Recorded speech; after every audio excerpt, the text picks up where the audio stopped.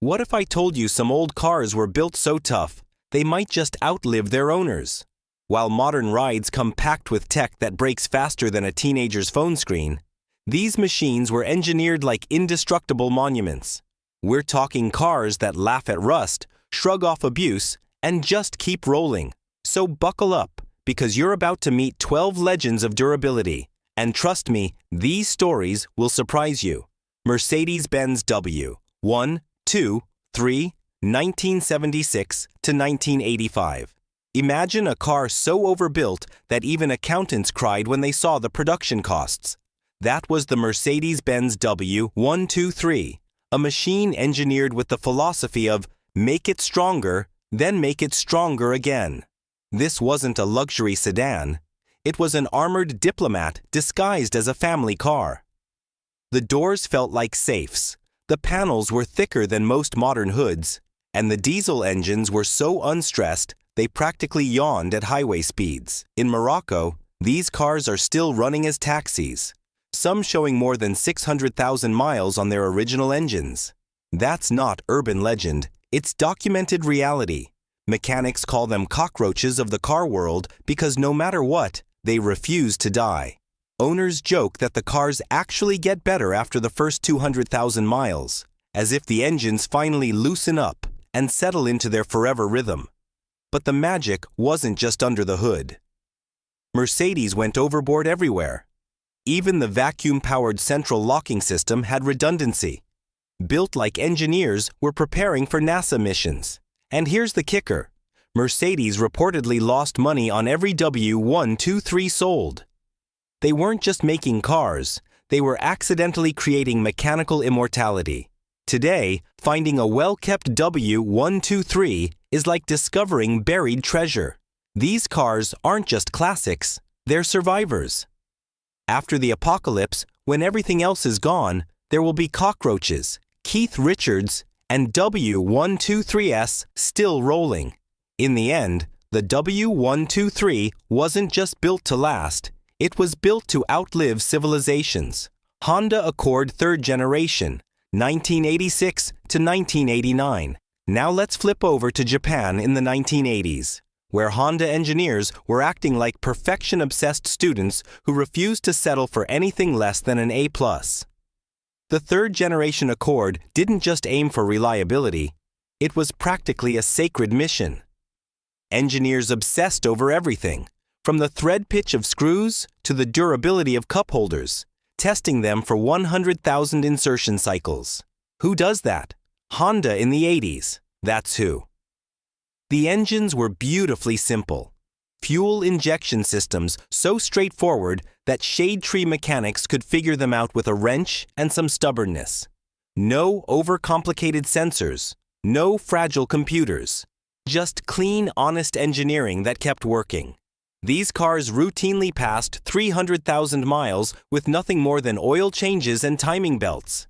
Mechanics in Ghana nicknamed them forever cars, and in Cuba, where keeping old machines alive is practically a sport. These Accords are still valued like gold. The transmissions were equally bulletproof.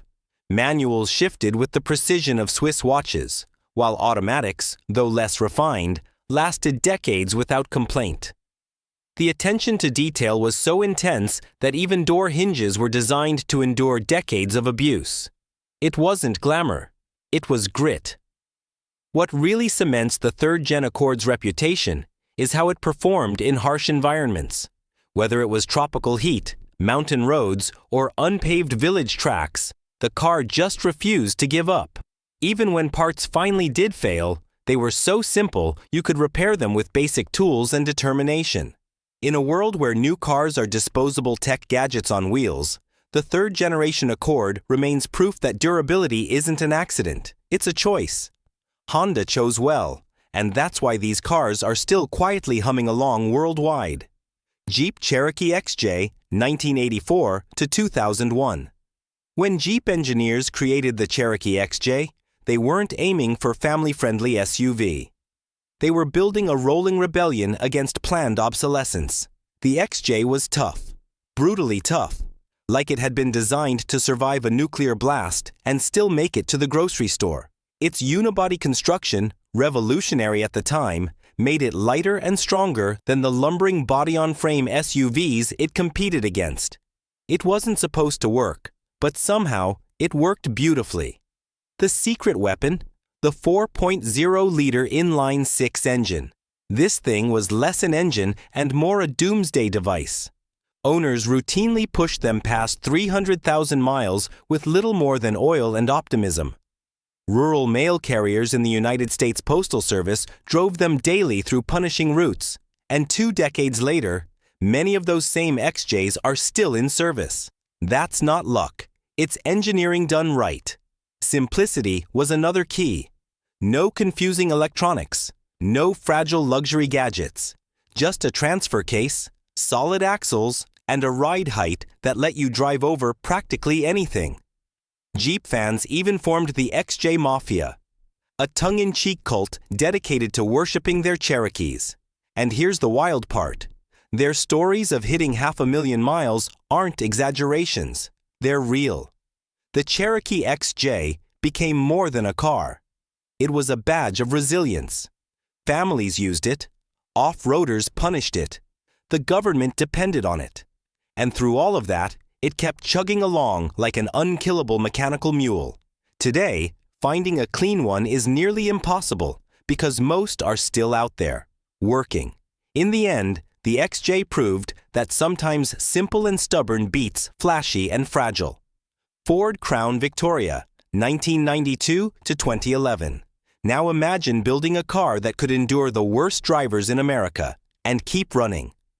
That's the Ford Crown Victoria, the undisputed king of police fleets, taxis, and anyone who needed a car that refused to quit. While other sedans were busy trying to look stylish, the Crown Vic put on a badge and a flak jacket. It was a sedan, sure, but underneath, it was built like a truck pretending to play dress-up. The secret? Body-on-frame construction. That meant you could smash it into a wall, reverse out, and keep driving. The 4.6-liter V8 was never stressed. It spent its life loafing, bored by highway speeds. Police officers idled them for hours, ran them at red line, jumped curbs, and drove them through chaos. And when the departments finally retired them at 150,000 brutal miles, taxi fleets bought them and ran them for another 300,000. Only then would regular folks scoop them up, often squeezing out another 200,000 miles. That's the Crown Vic's magic. It thrived on punishment. The cooling system was overbuilt to handle constant idling. The electrical system supported radios, lights, and more. Even the suspension was engineered to carry heavy loads and abusive maneuvers. It was, quite literally, a tank in disguise. So indestructible was the Crown Vic that when Ford ended production in 2011, police departments stockpiled them, stripping wrecks for parts to keep the survivors alive. To this day, you'll find Crown Vics doing rideshare duty with odometers that read like novels. They weren't glamorous, but they didn't need to be. The Crown Vic wasn't just reliable, it was immortal. Volvo 240, 1974 to 1993. If cars could be monuments, the Volvo 240 would be carved in granite. Boxy, plain, and about as aerodynamic as a refrigerator, the 240 didn't care about style. What it cared about was surviving anything you could throw at it. Volvo engineers approached the project with one mission: build a car safer than a bomb shelter and sturdier than gravity itself. The result?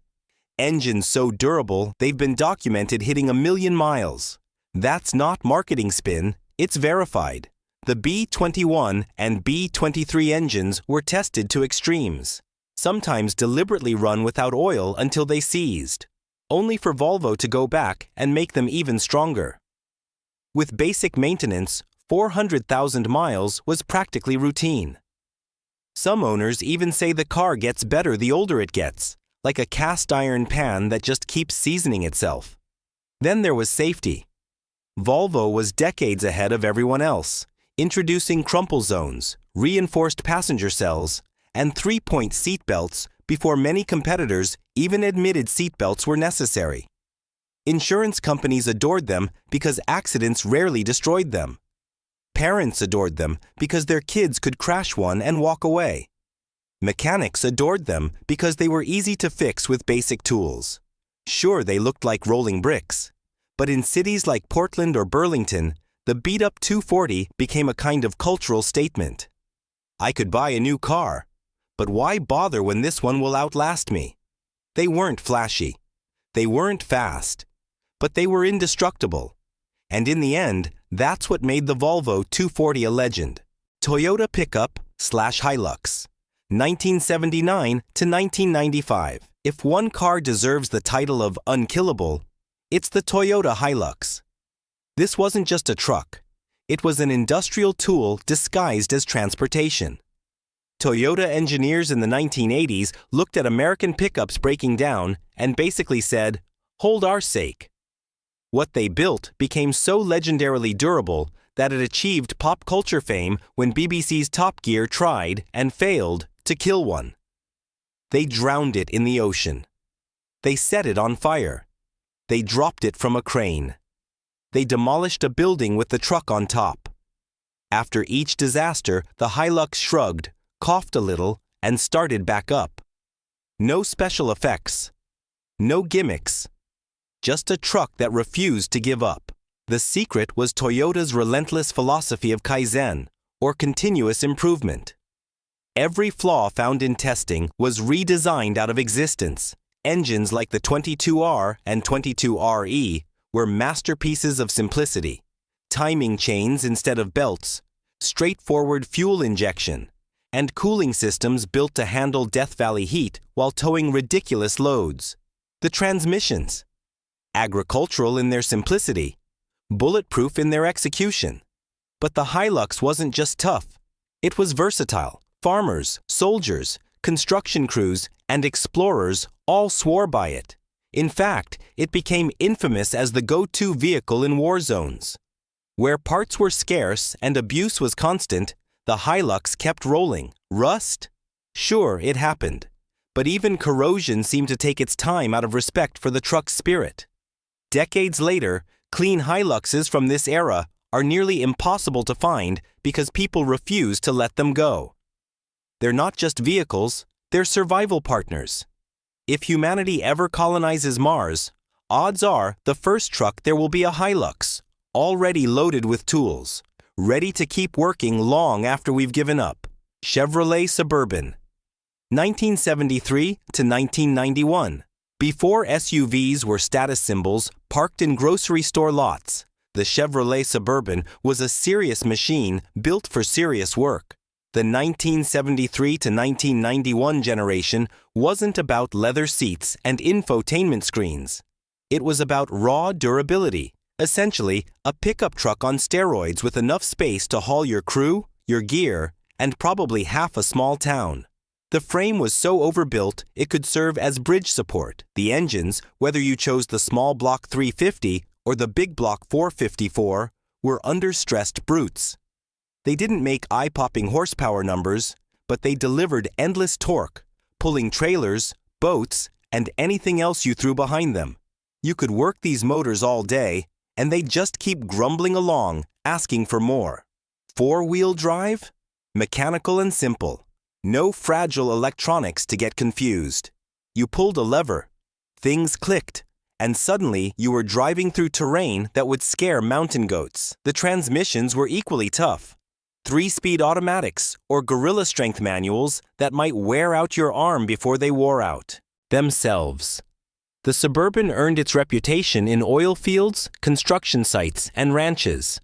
Families might have loved them for the space, but businesses loved them because they never quit. Even after decades of abuse, you can still find these trucks hauling hay bales, towing cattle trailers, or slogging through muddy fields. Some have 500,000 miles and still act like they're just breaking in. Sure, they were huge. Parking one felt like docking a ship, and fuel economy was laughable. But if you needed one vehicle to do it all, the Suburban was it. Today, enthusiasts cherish survivors not for their looks, but for their grit. They weren't stylish. They weren't delicate. They were, quite simply, automotive sledgehammers that got the job done. Mercedes-Benz W123, S-Class 1979 to 1991. The W126 wasn't just a car, it was a declaration of war against mechanical failure. When Mercedes built this generation of the S-Class, accountants were shoved out of the room and engineers were given a blank check. The result? A luxury sedan that wasn't merely overbuilt, it was practically a rolling fortress in a three-piece suit. Every detail screamed longevity. The doors shut with a vault-like thunk that embarrassed other luxury cars. The paint process was so meticulous it involved multiple layers of primer, color, and clear coat, leaving cars that still gleam decades later. Rust? Forget it. The galvanization process was so thorough that finding a rusty W126 today is like finding a unicorn. Under the hood, engines were engineered with surgical precision. Inline 6s and V8s were tuned not for thrills, but for eternity. They hummed along at Autobahn speeds without strain, often surpassing 500,000 miles with little more than routine maintenance. And the diesels? The legendary OM617 and OM603 became infamous for running on anything vaguely flammable. Even the climate control system was a masterpiece of redundant engineering. It had backup systems for its backup systems, ensuring passengers always stayed comfortable. The suspension, with its self-leveling features, made Rolls-Royces of the time feel crude. And here's the kicker: it still worked decades later. Mercedes lost money on every W126 sold because they simply built it too well. But owners gained something priceless: a car that would outlive most of its drivers. Today, the W126 remains a monument to what happens when engineers chase perfection instead of profit. In short, it wasn't just a luxury sedan, it was mechanical immortality on wheels.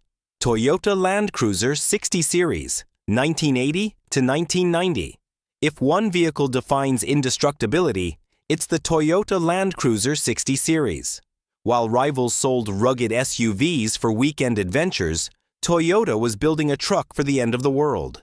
Humanitarian groups, explorers, and even the United Nations chose the Land Cruiser not because it was flashy, but because it simply refused to die. Its engines, the 2F, and later the 3FE straight sixes, weren't about horsepower. They were about outlasting geological time. Running them at highway speeds was like asking a heavyweight wrestler to lift a coffee mug, effortless. These motors routinely passed 400,000 miles, with many examples hitting 1 million. That's not marketing hype, it's documented fact. Everything about the 60 was built with simplicity in mind. The manual transmissions were so robust you could use them as anchors. The axles were strong enough to serve in construction machinery. Even the hinges on the doors were overbuilt, ensuring they kept swinging decades later. And then there's the track record. These Land Cruisers served in war zones, deserts, jungles, and floodplains. They were shot at, rolled, submerged, and blown up, and they still got back on the road. Aid workers trusted them to deliver supplies where failure meant disaster. Farmers trusted them to haul loads day after day. Families trusted them to keep running long after other cars collapsed into dust. The Land Cruiser wasn't just built to last forever. It was built to last forever anywhere. From the Sahara to the Himalayas, they're still roaming, still grinding, still proving that Toyota's obsession with durability created one of the most unstoppable machines ever made. Volkswagen Beetle, 1938 to 2003 in Mexico. The Volkswagen Beetle may not have looked tough. Cute? Sure. Iconic? Absolutely. But under that rounded shell was one of the simplest, most reliable drivetrains ever put into a car. And simplicity, as it turns out, is the secret ingredient to immortality. The air-cooled flat-4 engine was about as basic as it gets. No radiators, no complex cooling systems, just a design so rugged it thrived in jungles, deserts, and icy winters alike. Owners pushed these little cars past 300,000 miles without major issues. Parts were cheap, repairs could be done with basic tools, and in many countries, mechanics could practically rebuild one blindfolded. Beetles became the backbone of car ownership in dozens of nations. In Mexico, production ran until 2003, decades after Europe had moved on. In Brazil, they served as taxis for generations. In Africa, they became beloved for their ability to keep running even when maintenance consisted of little more than duct tape and determination. And then there's the cultural side. Beetles weren't just reliable, they were everywhere.